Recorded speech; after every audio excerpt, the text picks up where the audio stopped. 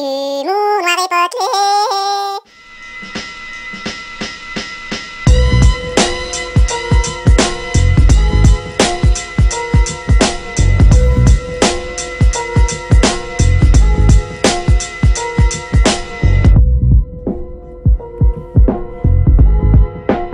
Salut Syrah. Salut. Ça va? Ça va très bien. Alors nous on se connaît là depuis plus d'un an maintenant. Sur le sujet le Parisien, toujours là. Et est-ce que tu pourrais te présenter pour ceux qui ne te connaîtraient pas? Je m'appelle Syrah, mon prénom Gurban. Je suis encore au lycée, je suis en terminale. Ouais. Je passe mon bac à la fin de l'année, je fais de la musique. 3 ans et 2 ans sérieusement, je me suis mis avec des potes. Et voilà, ça se passe bien, j'ai mon premier projet bientôt. Bientôt. Un peu plus après.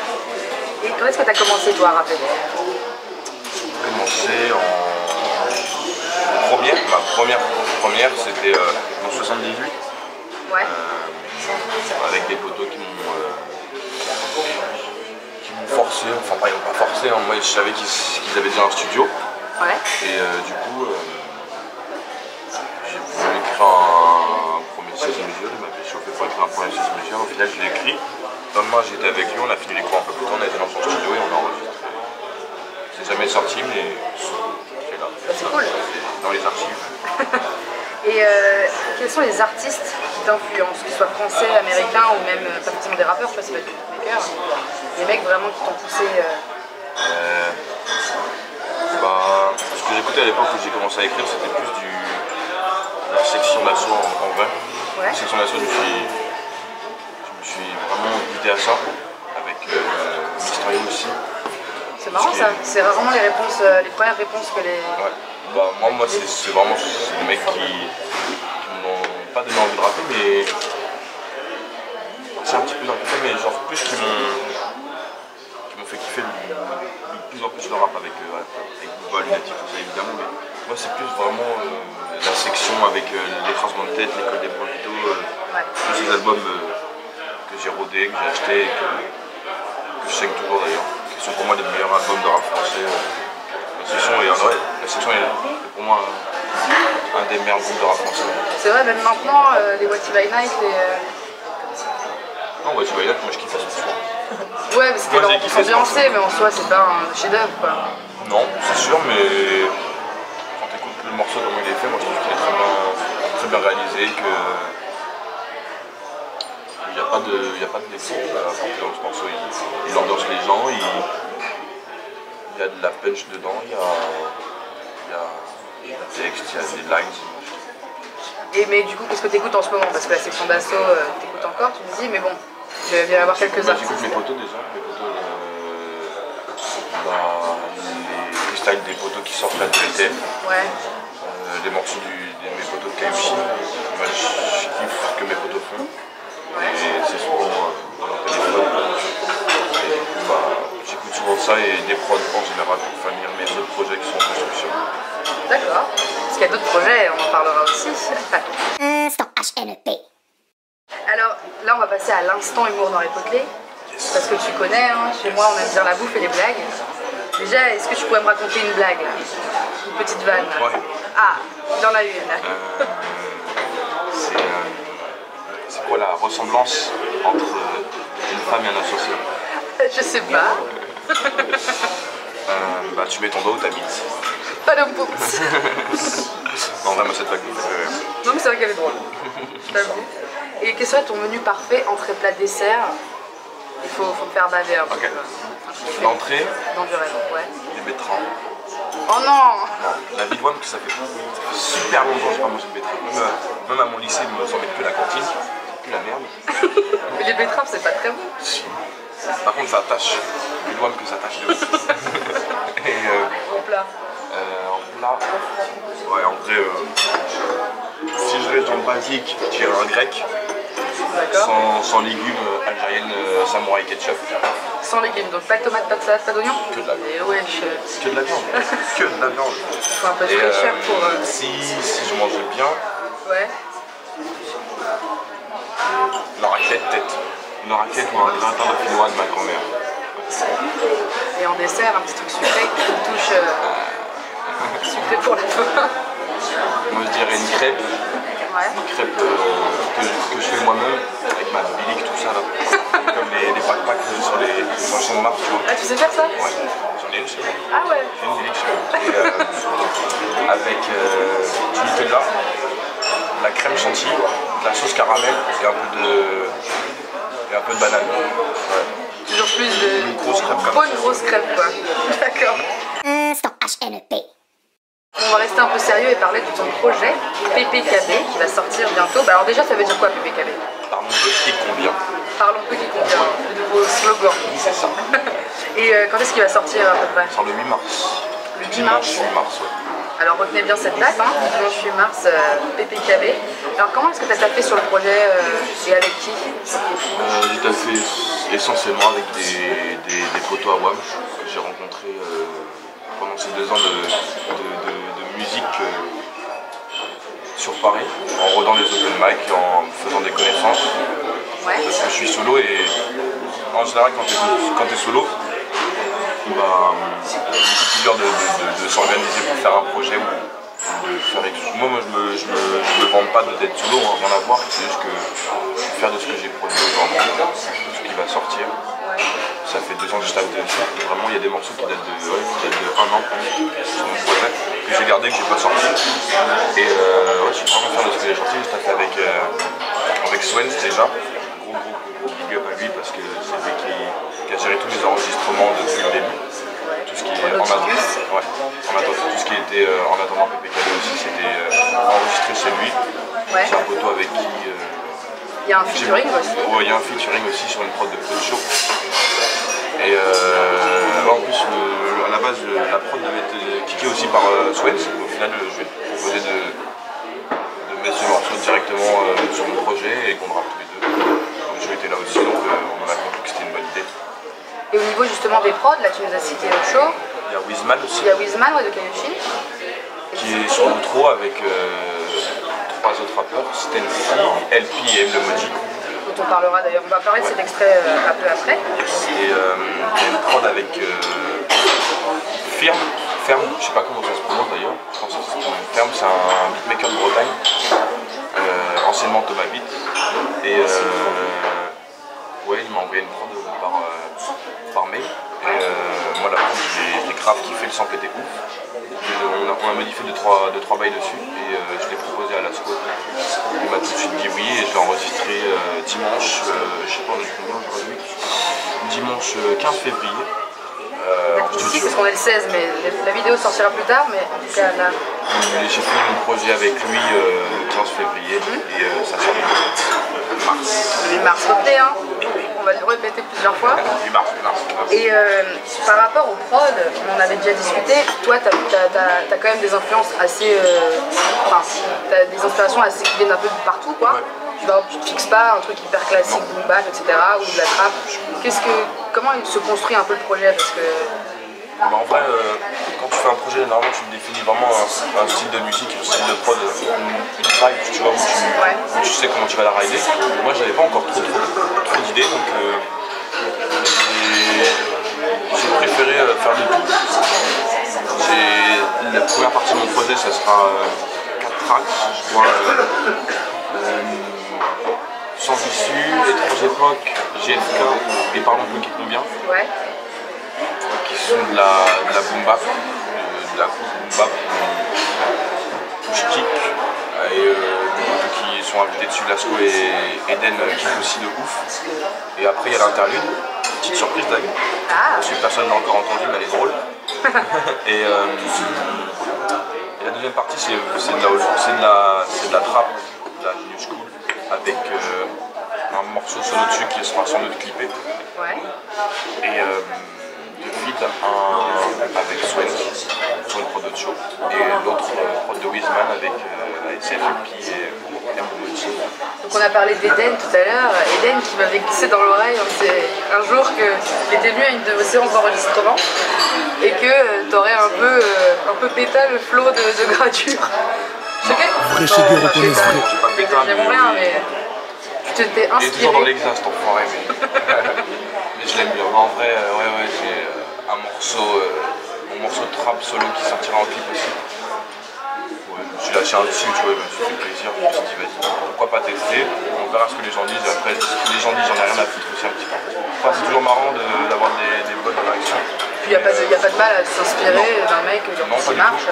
Et non, j'ai voulu faire un truc différent de tout mon projet parce que mon projet, c'est des textes un peu qui racontent ma vie, tu vois. Là, j'ai voulu faire un peu beaucoup d'ego trip et moi, ça me plaît bien. Ça te plaît bien. Ouais. Bah, c'est cool. Alors on va parler de 2 extraits. D'abord le premier extrait qui s'appelle Sans issue.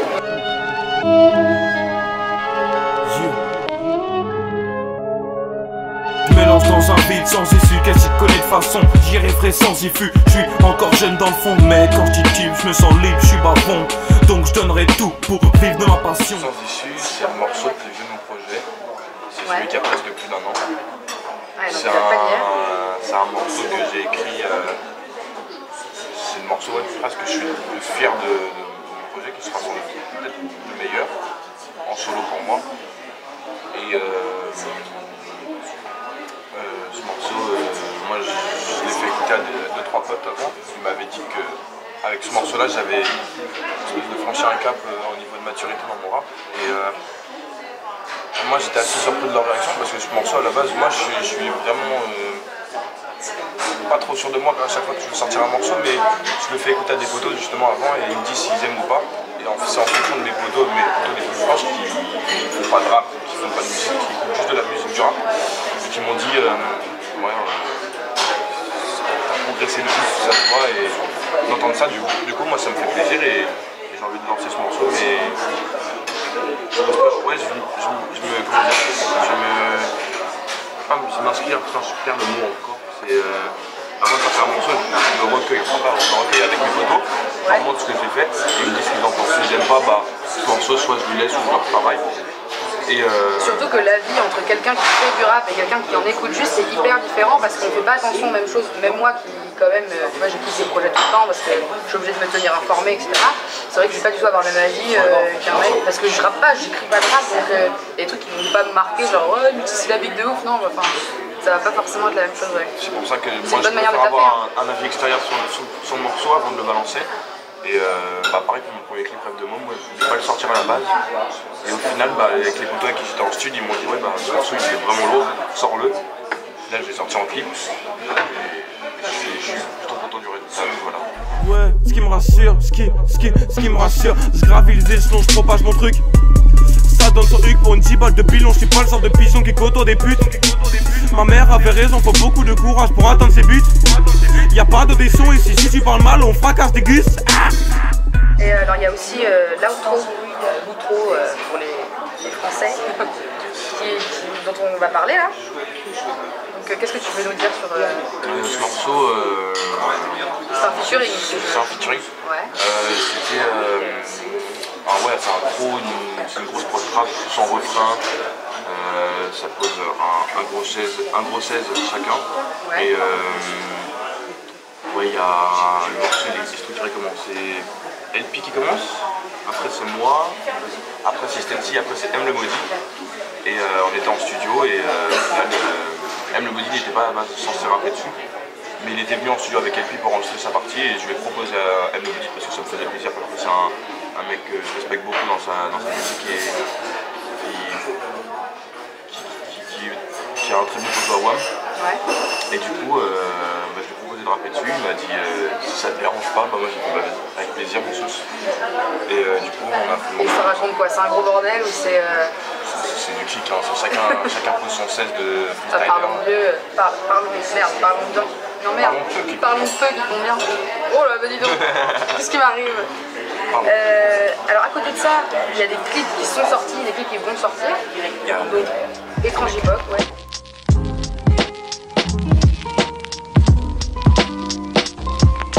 Étrange époque, je dois faire du sou, faire ma place pour terminer par étrangle époque, étrange époque, sans perdre mon souffle. Je prépare l'attaque pour détrôner le boss. Étrange époque, je dois faire du sou, faire ma place pour terminer par étrangle époque, étrange époque, sans perdre mon souffle. Je prépare l'attaque pour détrôner le boss. Je suis né dans une sale époque où pour de la thune tu perds tes potes. Genre pas beaucoup de sons à rimer, sache que je bosse. Je me prétends pas le meilleur, je dis vrai et je baisse pas le froc. J'aime le rap comme un classique avec un verre de scotch, mais je vais pas jouer le soulard. Vous me saoulez à dépenser des tonnes de fric pour vos paires de souliers. Moi je préfère me soucier des besoins de ma mif au progrès de ma team. Sans me fouler pour trouver de la rime, je me suis fait tout seul. Réalisé par Frayenko, un poteau du Kaioshin, qui s'est déjà concerté avant pour faire le clip. Et c'est un mec qui a de la détermination de ouf. Son premier clip en plus, c'est son premier clip, il est en collaboration aussi avec Vati pour les clips de son futur projet. D'accord. Et ouais, c'est un mec que je kiffais avant que je sache qu'il fasse de la vidéo. Que je kiffais de ouf, on avait déjà ridé ensemble pour les clips jamais sortis de Stency. Le son à 7h ou putain, comment il s'appelait, à 7h ou putain, c'est même plus le nom qu'il avait donné. J'ai une vidéo de Vati qui explique tout ça, que personne n'a. Et qui est très très drôle. Mais ouais, j'avais ridé avec lui d'ici, je crois que c'est la première fois que je l'avais rencontré. Et du coup on s'est recapté après dans d'autres occasions de rap ou de fête dans le 78 chez les Kaioshin. Et il y a un deuxième clip, donc tu l'as sorti dessus, là, le son dont on a parlé. Il y a plus de clips. Vas-y, raconte tout. J'ai beaucoup d'idées, j'ai beaucoup d'envie. Après les envies, est-ce que ça va se réaliser, je sais pas, mais moi j'ai beaucoup d'envie, j'ai envie de faire beaucoup de clips. L'image c'est ultra important quoi. J'ai fait le morceau Rapsy, qui sera le 7e titre de mon projet. Il y a 8 titres sur mon projet, avec l'interview.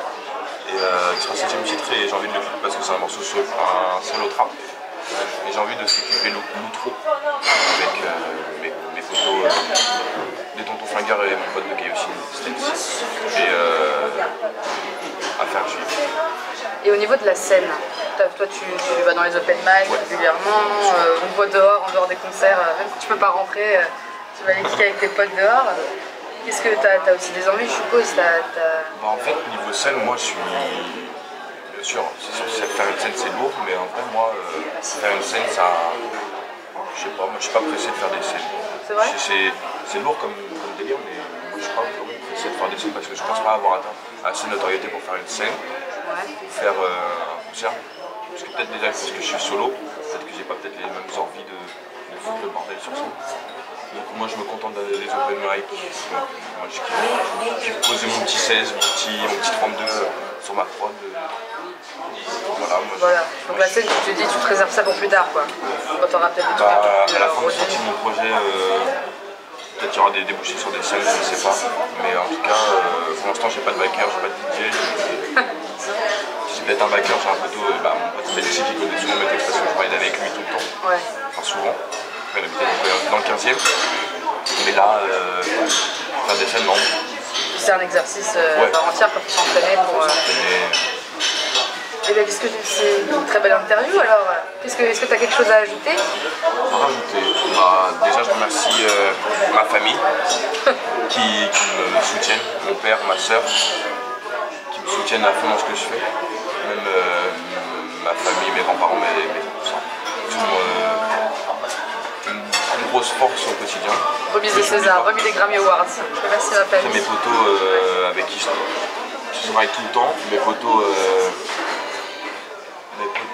Lou, Yoann, Malo, ils se reconnaissent tous. Mes meilleurs frames et après tous mes potos de rap, que ce soit tous les crocs qui existent, tout ce qui me poussait à faire ce projet, à l'organiser, à faire des clips, à faire des bordels à droite à gauche, séances d'études à l'improviste. Swens et Vati aussi que je remercie pour les mix et les enregistrements de mon clip, de mon projet pardon. Et tous les rappeurs qui ont posé dessus, qui soutiennent, les gens qui sont là de près ou de loin. Le 8 mars, PPKB, dimanche 8 mars, bang bang pour la caméra. C'est ça. Merci beaucoup Sirap.